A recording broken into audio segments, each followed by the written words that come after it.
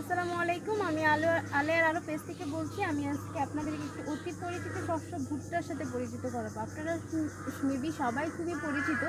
দেখাও, এই যে এটা হচ্ছে ভুট্টা ক্ষেত। চারপাশে দেখেন, আমার চারপাশে এটা মূলত আমাদেরই ক্ষেত।